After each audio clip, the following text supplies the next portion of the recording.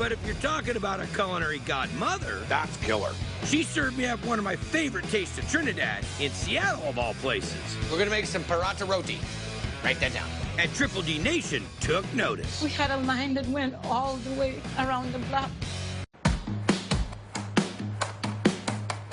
So back in '09, I was in Seattle's University District, and I was going to check out a joint that was known for this knockout Trinidad food. Now, as soon as I tasted it, I told Pam, listen, you got to get ready for a line out the door, and she did. It's a new location, but the food is still rocking. This is Pam's Kitchen. Before Jerk chicken dinner. Trinidad food is a combination of Creole and Indian. Just very tasty. It makes your mouth just keep wanting to eat it. Jerk chicken. It's very quaint and has a great atmosphere, and it's absolutely delicious. We watch the Triple D all the time, and we saw Pam's story, and you know Miss Pam knows what she's doing. Okay, we have a goat with salad. So Pam Jacobs, I mean, she started as a housekeeper with $1,500 to open this location. It's gonna be fine. Don't you even worry about this, Pam. I mean, she puts her heart into everything she makes. So we're making buttery, flaky bread? Yeah. It's called Parlay the Rotary? Paratha roti. We're gonna make some paratha roti. Write that down. In Trinidad, it's also called the bus-up shut. Oh, gosh, don't start. He threw in a little joke in between. Could be risky. I love that guy. We're gonna do the dal puri.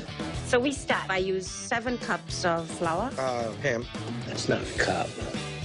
7 of this, but it's 4 cups. Yeah.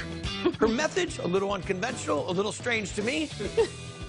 I think he take the food really well. He was rolling the roti, and he was like perfect. Oh my goodness. This is amazing.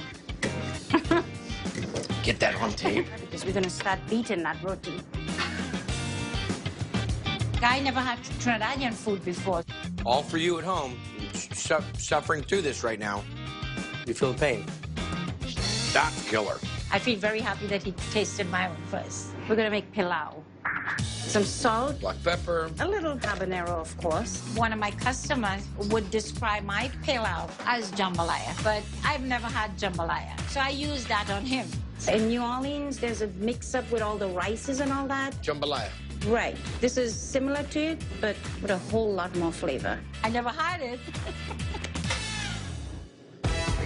The rice is nice and tender. The chicken thigh is moist. That's delicious. Everything I've had here has been delicious. Crazy, but delicious. Crazy. I like that one. Before he leave, he gave me the biggest hug, and he said, "Not tomorrow." He said, "Not tomorrow, today. You should extend this place because you're gonna have a line." And it did. We had a line. We had a line that went all the way around the block. So she picked up and moved to a bigger place. Plus, added a few new things to her menu, like her Trinidadian take on Jamaican jerk pork ribs. So we start with ketchup, soy sauce, barbecue sauce for the smokiness, sugar. But it's the habaneros that she throws in that really kicks up the spice factor. So I'm making sure it's really well coated and gives it that spicy goodness. So this is now ready for temperature 145 for 1 hour. The pork spare ribs. It starts off with a nice sweet flavor, and then the spice comes in towards the end. It was super flavorful and cooked great. Really spiced and seasoned. Love it. I wanted to do lunch, and I didn't want to do the same thing we do for dinner. That's how I came up with the deep-fried coconut bake. That's a traditional word from Trinidad. We fry our dough, and we call it bake. It's infused with the coconut milk and the coconut flakes. Makes you feel like you're in the Caribbean. Salad, a little dressing, and then we put the pork in. This is my jira pork, the coconut bake sandwich.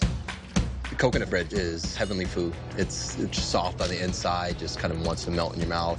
It's got a crisp to it, but it's still spongy and absorbs all the flavor. It's just an excellent compliment. I get people from Europe, England. The world know about me. If I lived here in this area, I'd be here once a week.